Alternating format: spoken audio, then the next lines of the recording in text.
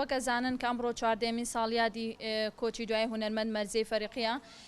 ئێمەش وەکو کۆمپانیاکەمان وەکو نوێنەری کەناڵی ژن تیڤ ویسمان کە ئەم یادە بەرز ڕابگرین. وەکە زانین هونەرمەند مەرزیەی فەریقی سەرڕاوی کە شۆڕژگەرێک بووە کە بۆ خەباتی کورد و کوردستان هەوڵیاوە لە هەمان کادا توانیوێتی هونەری کوردی بەرز ڕابگرێت و خزمەتێکی زۆری هونەری ڕەسەنی کوردی بکات. مەرزیە لە ساڵی 1958 زاینی لە شاری مەریوانی ڕۆژهەڵاتی کوردستان لەدایک بووە.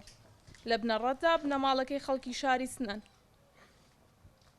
سەرەتای خوێندنی لە شاری مەریوان دەست پێ دەکات. هەر لەو کاتەشدا خولیای بۆ گۆرانی و شانۆ بۆ دروست دەبێت. لە کاتی بۆنە و جەژنەکاندا بەشداری لە چالاکی هونەریەکاندا دەکرد و لە شانۆگەریەکاندا ڕۆڵی دەگێڕا.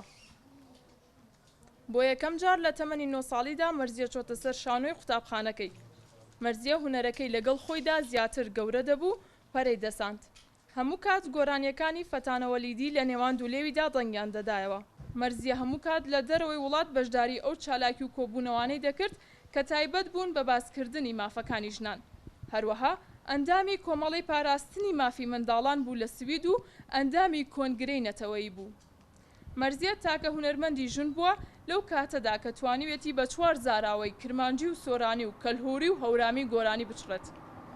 بەداخەوە لە تەمەنی 47 ساڵیدا و لە 18 ئەیلولی 2005دا لەژێر نەشتەرگەری دڵدا لە یەکێک لە نەخۆشخانەکانی شاری سوید دڵە گەورەکەی لە لێدان دەکەوێت و بۆ هەمیشە چاوەپڕ لە هیوا و ڕووناکەکانی لێگناو گیانی پاکی لە ئامێزی خاکی کوردستان و لە گردی سەیوانی شاری سلێمانی بە خاک سپێردرا. ئەمەوێ لە دەستپێکە سوپاسی بەڕێبەرایەتی گشتی ڕۆشنبیری و هونەرتان پێ بگەێنم کە ئەرکێکی خۆجێیی و خۆڕاسانەتان بە ئەنجام گەیانوە، ئەرکێکی نەتەوەی و هونەری و ئینسانیانەی خۆتان بە ئەنجام گەیانوە و لە بەشێکی تری قسەکانە ئەمەوێ ئاماژە بەوە بم کە بەهۆی تێکچوونی باری تەندروستی و هونەرمەند ناسری ڕەزازی کە لە مانگێک لەوە پێشە نەشتەرگەری زراوی بۆ کرا و زراوی دەرهێنا و ئێستا لە وڵاتی ئەڵمانیایە بۆ یادکردنەوەی شۆڕژێڕی کورد فوئادی مستەفا سوڵتانی بۆیە نەیتوانی بەشدار بێت لەم مەراسیمەیە. ئێمە لە کەسایەتی هونەرمەندی نەتەوەی مەرزیەی فەریقیدا تەواوی هونەرمەندانی کوردستان بەبیردێنینەوە و پەیمان دەدەین هونەری ئازادی بکەینە ڕێچکەی تێکۆشانی خۆمان و ببینە پارێزوانی ڕەسەنایەتی نەتەوەکەمان هەرچۆن مەرزیەی فەریقی نەمر ئەوەی کرد. بێگومان چی بڵین لەسەر مەرزیە هێشتا کەمە چونکە مەرزیە بە تەواوی مەرجەکانی هونەرمەندێکی ژنە و هونەری خۆی برەو پێدا وەکو ڕۆشنبیر و لێهاتووی زانستی نەتەوەی هەروەها بە گیانی دایکانە و بە بیری شۆڕژگەرێکی ئازادخوازەوە خەباتی هونەری کرد و بووە سمبولێکی نەتەوەی تا ئاستی پیرۆزبوون لە نێو گەلەکەیدا بڵند بوو. بەداخەوە ئەو ژنە هونەرمەندە شۆڕژگێرا زوو کۆچی دوایی کرد و بووە کۆسێک بۆ دنیای هونەر و شۆڕش و گەلەکەی و خانەوادەکەی و هونەردۆستان و زۆرێک لە ئازادی خوازانی دنیا. شتێکە کە لێرەدا ئەمەوێ ئاماژەی پێ بکەم ئەوەیە کە پێگەی هونەر لە ناو کۆمەلگای کوردەواریدا چۆنە، پێگەی سیاست چۆنە و پێگەی شۆڕشگەرێک ئەتوانێت چۆن بێت، پێگەی دایکێک ئەتوانێت چۆن بێت.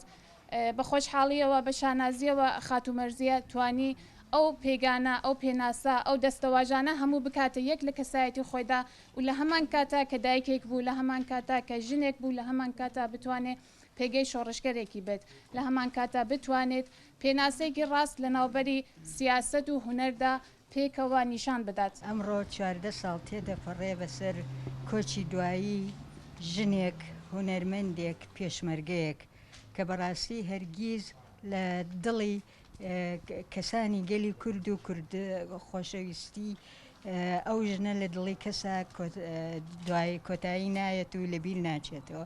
بەڕاستی خاتومەرزیە ژنێک بوو بە هونەرەکەی جگە لە هونەرەکەی پێشمەرگەی سەنگەر بوو، پێشمەرگەیەک بوو کە هاوشانی براکانی شەڕی ئەکرد لەسەر لە زەمانێکا کە بەڕاستی ژنانی پێشمەرگە ڕەنگە کەم بوو بن.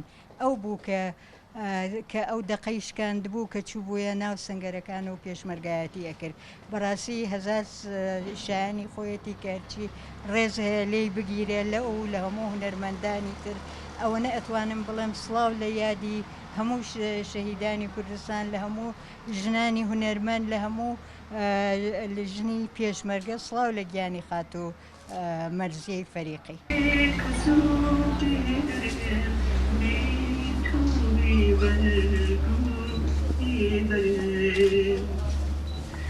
تو شادی می